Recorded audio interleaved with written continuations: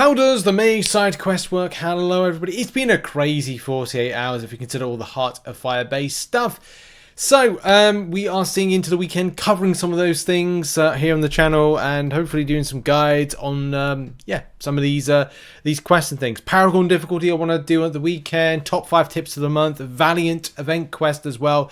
There's a fair few amount of things to get done before we see the launch of MCOC PC, political correctness version, next week. It is super woke. That was a joke. Let's get into the truth about what is going on with the side quest.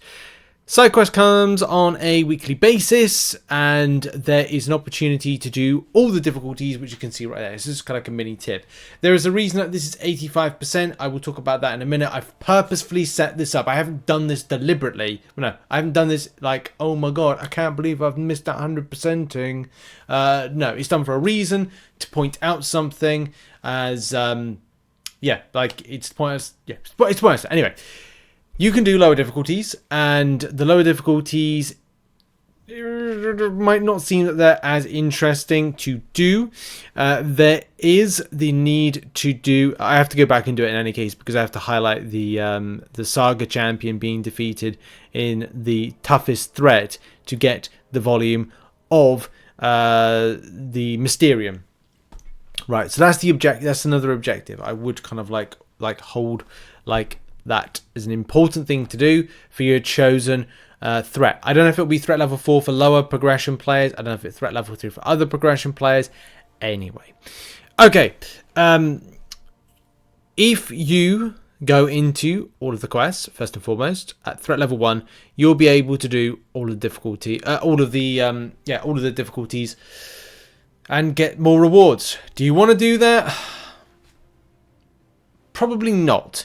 But I'm mentioning it because it's an option to you. Take it how you want. Option, maybe you want to do that, maybe don't. Is there anything of interest? Tier 1 dust. An opportunity for tier 1 dust for higher up players, yes. Maybe extra 6-star shards, materials like that, possibly, yes. And for me as a Valiant player, the only thing I would be interested in grabbing is the tier 1 dust, mainly because I've worked on something in the past for how that will incorporate with 4 stars and the Summoner Trials arena, which is something I need to talk about at a later date. There is some 6-star shards within there. Again, ISO, a 4-star hero crystal for 100%ing. Okay. It's tough to say like, oh, go do it. Like, go do it because you get extra staff. Well, you choose. You get extra 7-star shards right there. I did not know that you'd be able to do all difficulties. I thought it was just set for one particular person, one particular progression. But it's not. You can actually go and do all of them, providing all the progressions are open for you. So let's touch upon why I've 85%ed this. And it's largely down to choice, okay? We'll talk about some of the counters and options for this one, but yes, you can see on screen, and we're going to enter into this actually, just kind of like highlight the point. You can see I've collected the rewards there, 7-star shards, but I haven't collected the crystal shards right there. Why? Number 1, you have a choice to either grab the crystal shards or not, right? But what you could do is go do this once to test an experiment, or go and do this with a team that is very much centered around doing most of the challenge, but then come back again with a team that's focused specifically on easy finishing the boss. Like, you have to have on your team to defeat Red Hulk a Saga based champion, and that'll be like you obviously going, okay, with this team, okay, it's not exactly the best that I want to do, but it was something that I was testing out with. If I was to go back in again, which I am going to go back in at a later point, and get the objective done, use a Saga champion to finish off Red Hulk. That's kind of it. But at least I'd have more champions to do that, like more champions that are more tailored against the end boss. Now, trying to find the kind of best examples of champions to use is a tough one. I think that your rotation is going to be very important with it. But let's go over some options. I'll throw some footage up and champions that work for me and how I ended up doing the unblockable rotation and not throwing special attack method in order to make the Red Hulk fight easy for me. So in threat level 5, which is the most difficult threat, you have 4 fights. You first of all start off on Abomination, and Abomination has personal space regeneration, rich get richer, power, combat deja vu, prowess, null gain. Now, I decided not to kind of opt for that. Instead, I went for because here's how it works. If you are being very passive, Abomination gets prowess buffs. If he gets prowess buffs, then guess what? He is going to he's going to get more buffs, therefore more power as rich get richer. So that's not going to be great, is it? You do have null gain if you even build power that you're going to have to like throw it before you then lose that opportunity. And something that I think is very important is a power control champion or champion which has lots of buffs. Now I did go for a Doctor Doom to begin with, but because I was like, no, in my lower difficulty grind for it, because you're doing more, because poison immunity might be a thing that might be quite helpful. Maybe using something like a Mega Sentinel, Warlock, because those two have buffs, by the way. Those two are quite good. You could alternatively look at Iceman.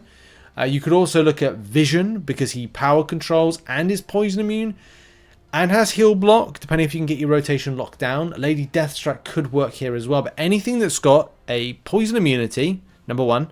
Number 2, a buff is helpful, but if not, power control. So if you've got any of those kind of options, then you will find that a bit of a doddle when it comes to Abomination. Moving on to Red Guardian. So I did all of these in the lower difficulty first, or him in the lower difficulty. Because of Matador and also Adaptive Power Shield, you're theoretically given power left, right and centre. As long as you don't get hit in your block, which powers up Red Guardian, and as long as you don't hit his block, you should be absolutely fine.